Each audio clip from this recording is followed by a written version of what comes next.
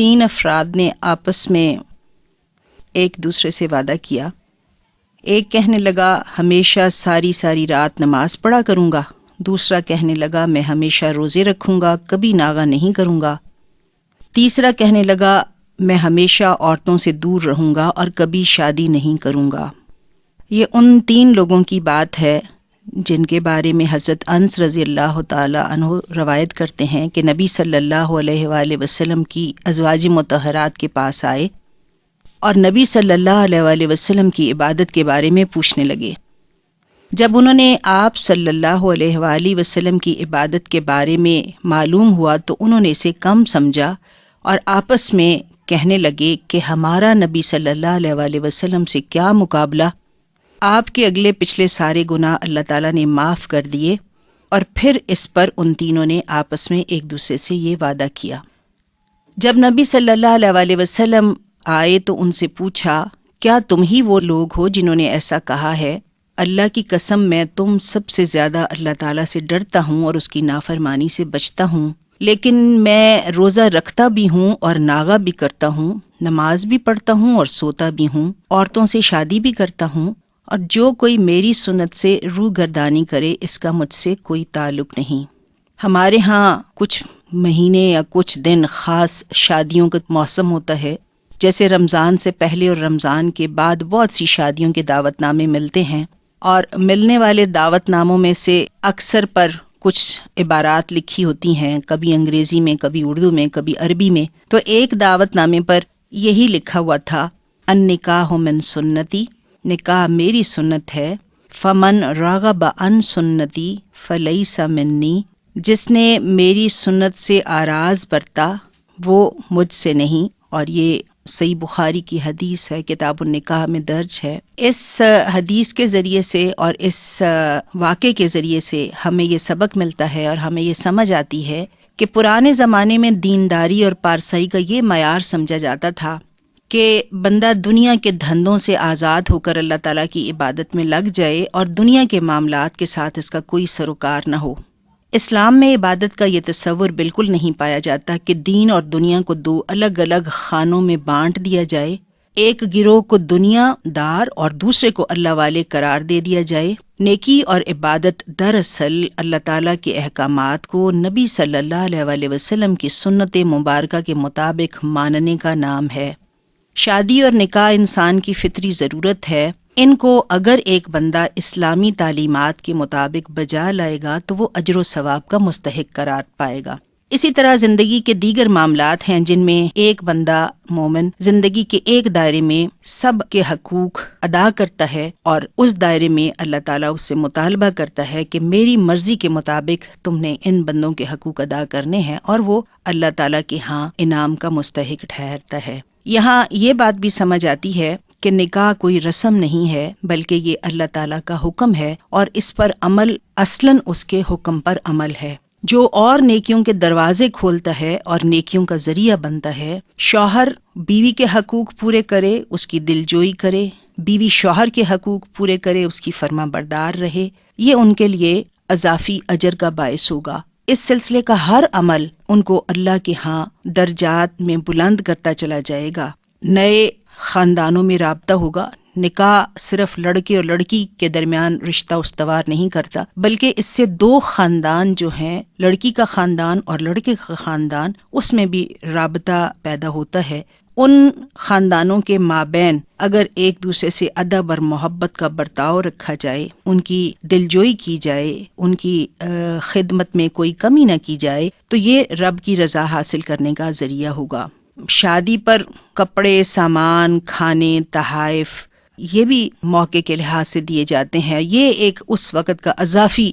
دلجوئی کا سامان ہوتا ہے، لیکن اصلاً نکاح کوئی دنیا کی رسم نہیں بلکہ اللہ تعالیٰ کا ایک حکم ہے، اور اس حکم کے ذریعے سے اور حکموں پر عمل کرنے کا موقع ملتا ہے اور نیکیوں میں اضافے کا ایک ذریعہ بنتا ہے۔ نکاح کی ترغیب اسلام میں بہت دی گئی ہے۔ نکاح کب کیا جائے؟ ہمارے ہاں عام طور پر ایسا ہوتا ہے یا ایسے سوچا جاتا ہے آج کل کہ لڑکا پڑھ لکھ جائے، لڑکی پڑھ لکھ لے، اور پھر لڑکا کمائی کرنے لگے اور کوئی گھر ور اس کا اپنا ہو، یا لڑکی جو ہے وہ بھی کمانے کے قابل ہو جائے، کچھ وہ کماتی بھی ہو. یہ ابھی کوئی 10 سال پہلے ہی کی بات ہے، جب کوئی ماں باپ اگر یہ کہتے کہ ہمیں نوکری کرنے والی خاتون بہو کے طور پر چاہیے تو اسے بڑا معیوب سمجھا جاتا تھا کہ یہ بہو کی کمائی کھانا چاہتے ہیں. لیکن آج جو بھی رشتہ کرنے نکلتا ہے وہ بڑے فخر سے یہ کہتا ہے کہ کمائی کرنی چاہیے، بہو کو 2 ہاتھ ہوں تب خرچے پورے ہوں گے. اب یہ مادی دنیا کے مادی تقاضے پورے کرنے کے لیے یہ بھی ایک چلن بن گیا ہے کہ ہم یہ بات کرنے میں کوئی حجاب محسوس نہیں کرتے، حالانکہ کچھ ہی دن پہلے یہ بات اچھی نہیں سمجھی جاتی تھی. لڑکے کو بھی رشتہ دیکھتے ہوئے لوگ پوچھتے ہیں کہ اچھا خاندان کتنا بڑا ہے، بہن بھائی کتنے ہیں، اور ایسا ہی سب کی خواہش ہوتی ہے کہ لڑکا کماتا بھی ہو، گاڑی بھی ہو، اور رشتہ دار بھی جتنے کم سے کم ہوں اتنا ہی اچھا ہے، اور کہیں الگ ہی لے جائے، ہماری بیٹی کو سسرال کے ساتھ نہ نبھاؤ کے چکر میں پڑنا پڑے. اور وقت اس کا کون سا ہو، کب نکاح کیا جائے. ہمیں جو اپنے دین سے ہدایت ملتی ہے وہ تو یہ ہے، حضرت ابن مسعود رضی اللہ تعالیٰ عنہ سے روایت ہے کہ رسول اللہ صلی اللہ علیہ وسلم نے فرمایا، اے نوجوانوں، تم میں سے جو نکاح کی ذمہ داریاں اٹھانے کی سکت رکھتا ہو اسے نکاح کر لینا چاہیے، کیونکہ یہ نگاہ کو نیچا کرتا اور شرمگاہ کی حفاظت کرتا ہے. اور جو نکاح کی ذمہ داریوں کو اٹھانے کی طاقت نہیں رکھتا اسے چاہیے کہ شہوت کا زور توڑنے کے لیے روزے رکھے. اسلام عفت اور پاک دامنی پر بہت زیادہ زور دیتا ہے. اس کی فطری صورت یہ ہے کہ معاشرے کے اندر نکاح کو فروغ دیا جائے اور نوجوانوں کی جلد از جلد شادی کر دی جائے. آپ نے اس حدیث مبارکہ میں بھی اسی بات کی طرف توجہ دلائی ہے کہ جو کوئی بھی استطاعت رکھتا ہو اسے شادی کرنی چاہیے، لیکن اس کے لیے ضروری ہے کہ وہ عام ذمہ داریوں کو پورا کرنے کی صلاحیت رکھتا ہو، اس لیے کہ شادی کے بعد بیوی کا مہر، نان نفقہ، اولاد کے لیے رہائش اور تعلیم و تربیت کا اہتمام کرنا ہوتا ہے. اگر یہ ہو سکے تو اسے فوراً شادی کر لینی چاہیے. اب اس کے اندر بھی جو اس وقت کی صورتحال ہے کہ ہم نے معیار اپنا اتنا اونچا کر لیا ہے کہ لڑکے اور لڑکیاں اتنا پڑھ لکھ جائیں اور پھر اس کے بعد ان کی جاب ہو اور پھر اس کے بعد کمائی ہو. اس میں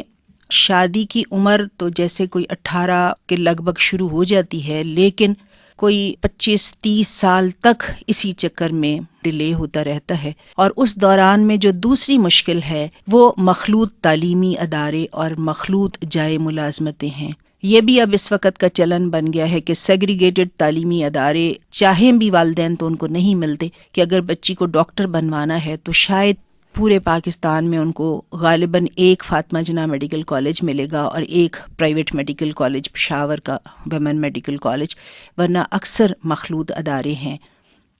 یا اسی طرح سے دوسری تعلیم کے اسی طرح کی صورتحال ہے وہاں پہ. اب یہ فطری بات ہے کہ یہ عمر بچوں کی ایسی عمر ہوتی ہے جس میں دونوں لڑکی اور لڑکے کے لیے ان پر ایک مشقت ہے یا ان کو ایک آزمائش میں ڈالنا ہے، اس طرح کے ماحول میں رکھنا. اور اس طرح کے ماحول میں رہتے ہوئے اگر بچی اور بچہ کوئی اس طرف مائل ہو جاتے ہیں تو اس کے لیے میں سمجھتی ہوں، میری یہ ذاتی رائے ہے، بہتر بات یہ ہے کہ ان کی شادی کر دی جائے، بجائے اس کے کہ وہ کسی غلط چیز میں مبتلا رہیں یا کسی غلط طرف ان کا رجحان یا پیش قدمی ہوتی رہے. جب ہم اپنے ایک بچے کو ڈاکٹر بنوانے کے لیے 20 لاکھ اور 60 لاکھ فیس دے سکتے ہیں، یا ہم ایک ڈینٹسٹ بنانے کے لیے 10 لاکھ دے سکتے ہیں، یا اسی طرح سے جو بھی ہم ان کو تعلیم دلواتے ہیں، تو ایک بیٹی اگر گھر میں اور آ جائے گی یا اس کے خرچے کا بھی کتنا زیادہ بوجھ سسرال والوں پہ پڑ جائے گا، لیکن معاشرے کی وہ حیا کا چلن جو ہے یہ قائم رہے گا. اور بیٹیوں کے ساتھ بھی جہیز کا ایک جو لازمہ لگایا ہوا ہے کہ اتنا جہیز لائے گی، ماں باپ جہیز نہیں دے پاتے تو وہ دیر ہوتی رہتی ہے. اور وہ عفت اور پاک دامنی جو معاشرے کا چلن ہونا چاہیے، جو اسلامی معاشرے کی ایک خوبی ہے، اس میں کمی آتی جاتی ہے. یہاں شادی کرنے کے لیے لڑکی کی تلاش اور لڑکے کی تلاش کرنا بھی ایک بڑا مارکا ہے اور بڑا کام ہے. اور کئی ادارے اس طرح کے کھلے ہوئے ہیں جو گائیڈ کرتے ہیں اور بڑی بڑی فیس لیتے ہیں، اور فیس لے کے بھی دیانتدارانہ رہنمائی نہیں کرتے، بلکہ وہ صرف وقت گزاری ہوتی ہے. اللہ ماشاء اللہ کچھ ایسے بھی ہیں جو اچھا کام کریں. حالانکہ یہ بھی معاشرے کی ذمہ داری تھی کہ کوئی بچہ اور بچی جب شادی کی عمر میں پہنچ جائیں تو باقی رشتہ دار اس میں تعاون کریں اور اس رشتے کو قائم کروانے میں مددگار ہوں. آج کی نفسہ نفسی کے دور میں کوئی کسی طرح کی ذمہ داری قبول کرنے پر آمادہ نہیں ہوتا، کوئی اپنا وقت نہیں لگانا چاہتا، کوئی ذمہ داری نہیں لینا چاہتا، تو یہ رویہ بھی بدلنا چاہیے. ہمیں ان معاملات میں دلچسپی لے کر تو اپنی بچیوں اور بچوں کو رشتہ نکاح میں منسلک کرنے کے لیے معاونت کرنی چاہیے. اب بیوی یا لڑکی جو تلاش کرنی ہوتی ہے، اس کے لیے بھی جب ہم نبی صلی اللہ علیہ وسلم سے پوچھتے ہیں کہ ہماری بہو یا جو بیوی لانی ہے وہ کیسی ہونی چاہیے، تو حضرت ابو ہریرہ رضی اللہ تعالیٰ عنہ سے روایت ہے کہ رسول اللہ صلی اللہ علیہ وسلم نے ارشاد فرمایا کہ عورت سے 4 چیزوں کی بنیاد پر شادی کی جاتی ہے: اس کے مال کی بنیاد پر، اس کی خاندانی شرافت کی بنیاد پر، اس کی خوبصورتی کی بنیاد پر، اس کے دین کی بنیاد پر. تو تم دیندار عورت کو حاصل کرو، تمہارا بھلا ہوگا. یعنی شادی کرتے ہوئے بیوی کے انتخاب کے لیے معیار کیا ہونا چاہیے، اس کے بارے میں نبی صلی اللہ علیہ وسلم نے اس حدیث مبارکہ میں وضاحت فرمائی ہے. یعنی 4 باتیں یا 4 امور ہیں جن کی وجہ سے شادی کی جاتی ہے. یعنی ہم یہ دیکھتے ہیں کہ عورت ذرا ویل آف سٹیٹس والے فیملی سے ہو، اس کے فیملی کی ریپو اچھی ہو، لڑکی خوبصورت ہونی چاہیے، بلکہ وہ تو ایسا ناک نقشہ تلاش کیا جاتا ہے کہ ناک اتنی اونچی ہو، قد اتنا ہو، اور وزن اتنا ہو، اور گوری اتنی ہو، اور ایک لمبی لسٹ ہوتی ہے ماؤں کے پاس جو بہو تلاش جب کرنے نکلتی ہیں تو وہ ہاتھ میں ہوتی ہے. لیکن انہی ماؤں کی بیٹیاں اگر دیکھی جائیں تو وہ بھی اس لسٹ پر پوری نہیں اترتی. حالانکہ یہ بیٹی بھی کسی نے لے کے جانی ہے، وہ بھی اگر یہی لسٹ لے کے آئے گا تو پھر یہ بیٹیاں ساری بیٹھی رہ جائیں گی. تو نبی صلی اللہ علیہ وسلم نے اس حدیث میں یہی توجہ دلائی ہے کہ جو شادی کی بنیاد ہے وہ ان باتوں پر نہیں ہونی چاہیے. بڑا کہتے ہیں جی خوبصورت بہو ہو، تو وہ اس خوبصورتی کا کیا ہوتا ہے؟ بس وہ ایک ولیمے والے دن لوگ یہ کہہ دیتے ہیں بھئی تمہاری بہو بڑی خوبصورت ہے. یہ لڑکے کو ایک دفعہ کہہ دیا تمہاری بیوی بڑی خوبصورت ہے. اب ایک وہ اوکیزن تو گزر جاتا ہے، لیکن جو پوری عمر نبھاؤ ہے وہ لڑکے نہیں کرنا ہے، یا اس ساس اور سسرال نے کرنا ہے. اگر تو وہ دیندار ہے، اچھی سیرت کی ہے، تو گزارا اچھا ہوگا، نبھاؤ اچھا ہوگا. ورنہ وہ خوبصورتی تو ایک دن کی بات تھی، وہ تو گزر گئی. اس کے بعد تو ساری عمر جو ہے وہ سیرت کام آتی ہے، خوبصورتی کام نہیں آتی. اس لیے ہی کہا کہ اصل چیز جو ہے وہ دینداری ہے، تم اس کی تلاش کرو. اب یہاں یہ بات بھی مجھے لگتی ہے کہ جب کسی دیندار کا تصور آتا ہے تو ہم ایک فرشتہ اپنے تصور میں لے آتے ہیں کہ اس سے کبھی کوئی غلطی نہیں ہونی چاہیے.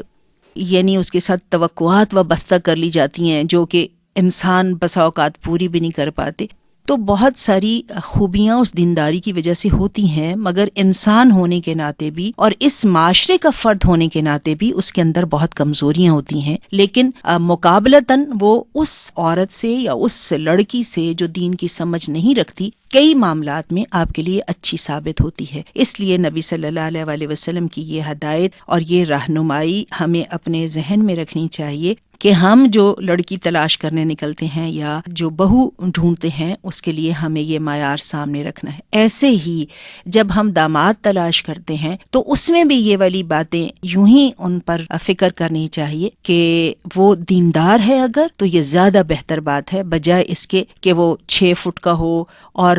اسمارٹ ہو اور ہینڈسم ہو اور گاڑی اس کی اپنی ہو. مطلب یہ ضمنی چیزیں ہیں، بنیاد جو ہے یہ دینداری. ایک اور ہمارے معاشرے کے اندر یہ ذات پات کی جو ہے کہ فلاں ذات اونچ اور فلاں ذات نیچ، یہ بھی دینداری کی باتیں نہیں ہیں، دین کی سمجھ کی باتیں نہیں، ناسمجھی کی باتیں ہیں. قرآن پاک میں بھی آتا ہے کہ ہم نے تمہارے یہ جو گروپس ہیں یا جن کو اب ہم نے ذات پات بنا لیا، یہ تعارف کے لیے، پہچان کے لیے تھے، یہ فخر کے لیے نہیں تھے. ہم نے اب ان کو اپنے فخر کا باعث بنا لیا اور ہم کہتے ہیں فلاں ذات ہوگی تو ہم کریں گے، فلاں ذات ہوگی تو ہم نہیں کریں گے. یہ بھی کوئی ایسی بات نہیں ہے جس کے لیے ہم لڑکوں کے رشتے نہ کریں، ان کی عمر گزرتی رہے، ان کو بوڑھا کرتے رہیں، یا بیٹیوں کو بٹھائے رکھیں گے جی اس ذات میں ملے گا تو ہم کریں گے، اور اس کے نتیجے میں ہم اللہ کا ایک حکم جو ہے اس کو پورا نہ کر رہے ہوں، بلکہ اس پورے معاشرے میں خرابی لانے میں ہم اپنا حصہ ڈال رہے ہیں. اس میں بھی نبی صلی اللہ علیہ وسلم یہاں پھر رہنمائی فرماتے ہیں. حضرت ابو ہریرہ رضی اللہ تعالیٰ عنہ یہ بیان کرتے ہیں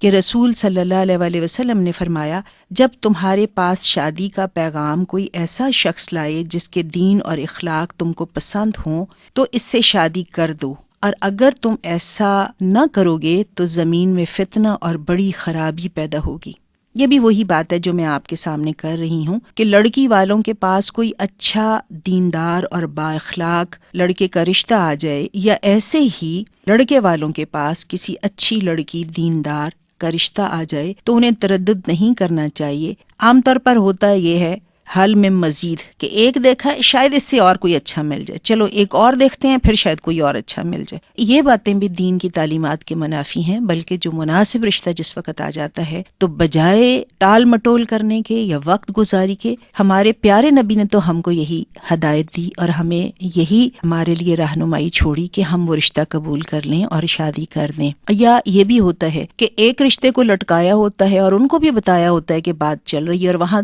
دوسری طرف بھی دیکھا جا رہا ہوتا ہے کہ شاید وہ ہمیں زیادہ پسند آ جائے۔ یہ اخلاق کے لحاظ سے بھی مناسب بات نہیں ہے، اور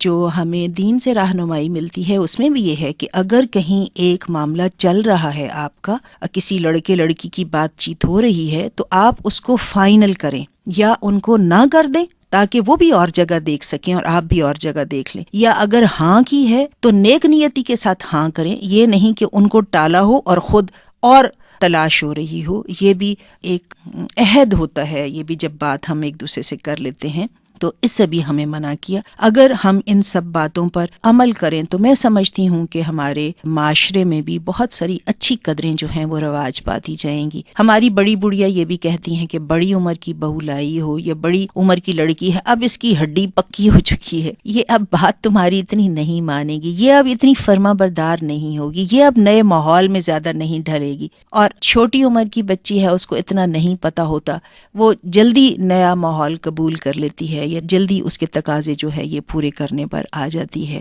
بہرحال اس میں رائے میں اختلاف بھی ہو سکتا ہے، لیکن ایک جو مجموعی ہمیں اسلامی معاشرے کا تصور ملتا ہے اس کے اندر تو یہی بات سمجھ آتی ہے کہ جب بچے شادی کے قابل ہوں ان کی شادیاں کر دی جائیں۔ آج یہ جو پڑھائی کا بت اور ہوا ہے اس کے بغیر بھی شاید نہیں رہا جا سکتا، لیکن میرا خیال ہے کہ پھر ہمیں یہ رواج دینا چاہیے کہ شادیاں تو ہو جائیں مگر اس کے ساتھ ماحول ایسا سازگار بنایا جائے کہ ساسیں اور سسرال والے اس بچے اور بچی کو سہولت دیں اور فیسیلیٹیٹ کریں کہ شادی کے بعد وہ اپنی تعلیم جاری رکھ سکیں یا اپنی تعلیم مکمل کر لیں، بجائے اس کے کہ وہ اس کے بغیر اس طرح کی قباحتیں جو ہیں اس میں مبتلا ہوتے رہیں یا خود اپنے اندر ان کے کشمکش اور ایک جنگ ہو اور اس